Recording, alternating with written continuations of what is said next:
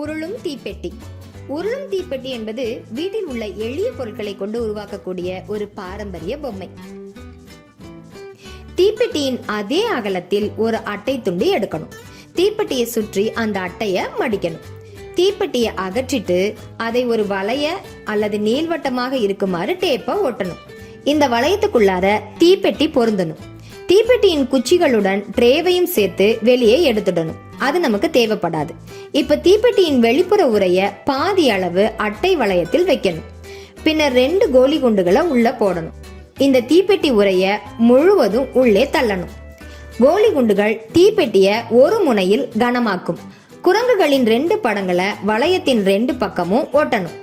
இப்போ பொம்மைய ஒரு சாய்ந்த பலகையில் வைக்கவும். குரங்குகள் மிகவும் வேடிக்கையான முறையில் உருள ஆரம்பிக்கும். நீங்க ஒரு சிறிய பவுடர் டப்பாவை எடுத்துக்கலாம். அதில் 3 கோலி குண்டுகளை வச்சு மூடியே மூடவும். பிளாஸ்டிக் டப்பாவை சுற்றி காகிதத்தை ஒட்டணும். இந்த டப்பாவை சரிவுல வச்சா அது உருள ஆரம்பிக்கும். பள்ளி சிறுவர்கள் குரங்குகள் உருள்வதை பார்த்து மகிழ்வதை இங்க பார்க்கலாம்.